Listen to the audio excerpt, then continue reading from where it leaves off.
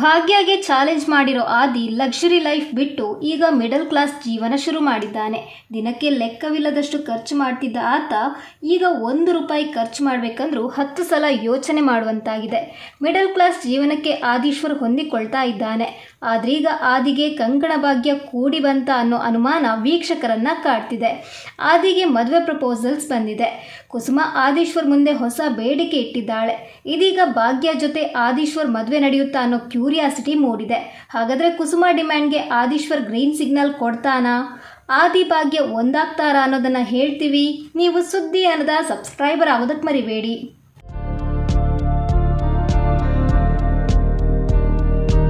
Bhagyalakshmi serial ಈಗ ರೋಚಕ ತಿರುವು ಪಡೆದುಕೊಂಡಿದೆ. ಆದೀಶ್ವರ್ ಭಾಗ್ಯಗೆ ಚಾಲೆಂಜ್ ಮಾಡಿ 1 ವಾರ ನಾನು ಮಿಡಲ್ ಕ್ಲಾಸ್ ಜೀವನ ನಡೆಸುತ್ತೇನೆ ಅಂತ ಹೇಳಿದ್ದಾನೆ. ಇದಕ್ಕೆ ಭಾಗ್ಯ ಕೂಡ ಒಪ್ಪಿದ್ದಾಳೆ. ಅದರಂತೆ ಆದಿ ಭಾಗ್ಯ ಮನೆಗೆ ಬಂದಿದ್ದಾನೆ. ಈ ವೇಳೆ ಭಾಗ್ಯ ಆತನಿಗೆ ಕಂಡೀಷನ್ ಬೇರೆ ಹಾಕಿದ್ದಾಳೆ. ಇದಕ್ಕೆಲ್ಲ ಓಕೆ ಅಂದ ಆದೀಶ್ವರ್ 7 ದಿನಗಳ ಚಾಲೆಂಜ್ ಅನ್ನು ಶುರು ಮಾಡಿದ್ದಾನೆ. ಆದ್ರೀಗ ಆದೀಶ್ವರ್ಗೆ ದಿನದ ಖರ್ಚಿಗೆ ಹಣ ಸಾಲ್ತಿಲ್ಲ. ₹1 ಖರ್ಚು ಮಾಡಬೇಕಂದ್ರೂ 10 ಸಲ ಯೋಚನೆ ಮಾಡುವಂತಾಗಿದೆ. ಹೀಗಾಗಿ ಹೋಟೆಲ್ನಲ್ಲಿ ಊಟ ಮಾಡೋದನ್ನು ಬಿಟ್ಟು ತಾನೇ ತರಕಾರಿ ತಂದು ಅಡುಗೆ ಮಾಡಿದ್ದಾನೆ. ಇನ್ನು ಆಫೀಸ್ಗೆ ಹೋದರೆ ಮತ್ತೆ ಹಣ ಖರ್ಚಾಗುತ್ತೆ ಅಂತ ಮನೆಯಿಂದಲೇ ಕೆಲಸ ಶುರು ಮಾಡಿದ್ದಾನೆ. ಆಫೀಸ್ ಜವಾಬ್ದಾರಿಯನ್ನು ತಾಂಡವ್ಗೆ ಕೊಟ್ಟಿದ್ದಾನೆ. ಇನ್ನು ಭಾಗ್ಯ ಹಾಗೂ ತಾಂಡವ್ ಹೆಜ್ಜೆ ಹೆಜ್ಜೆಗೂ ಜೊತೆಯಾಗ್ತಿದ್ದಾರೆ.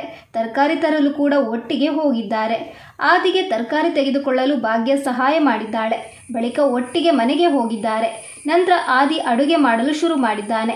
ಆದಿ ಅಡುಗೆಯಲ್ಲಿ ಎಕ್ಸ್ಪರ್ಟ್ ಅಲ್ಲ. ಹೀಗಾಗಿ ಮಧ್ಯಾಹ್ನಕ್ಕೂ ಮುನ್ನ ಅಡುಗೆಗೆ ಕುಳಿತ ಆದಿ ಅಡುಗೆ ಮಾಡಿ ಮುಗಿಸುವಾಗ ಸಂಜೆ ಆಗಿದೆ. ಈ ವೇಳೆ ಕುಸುಮ ಅಲ್ಲಿಗೆ ಬಂದಿದ್ದಾಳೆ. ಆಗ ಮಿಡಲ್ ಕ್ಲಾಸ್ ಫ್ಯಾಮಿಲಿ ಎಂಥ ಕಾಂಪ್ಲಿಕೇಟೆಡ್ ಲೈಫ್ ಅಲ್ವಾ.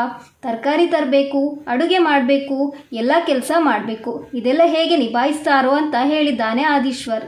ಆಗ ಕುಸುಮ ಮದುವೆ ಆಗುವ ಮೂಲಕ ಅಂತ ಹೇಳಿದ್ದಾಳೆ. ಬಳಿಕ ಮದುವೆ ಆದರೆ ಹೇಗೆಲ್ಲ ಲೈಫ್ ಲೀಡ್ ಮಾಡ್ಬೋದು ಅಂತ ಕುಸುಮ ಹೇಳಿದ್ದಾಳೆ. ಇದೀಗ ಸೀರಿಯಲ್ ನೋಡಿದ ವೀಕ್ಷಕರು ಕುಸುಮ ಆದಿ ಜೊತೆ ಭಾಗ್ಯ ಮದುವೆ ಮಾಡಿಸೋದು ಪಕ್ಕ, ಆರಂಭದಿಂದಲೂ ಆತನಿಗೆ ಬಕೆಟ್ ಹಾಕ್ತಾ ಬರ್ತಿದ್ದಾಳೆ ಅಂತ ಕಾಮೆಂಟ್ ಮಾಡಿದ್ದಾರೆ.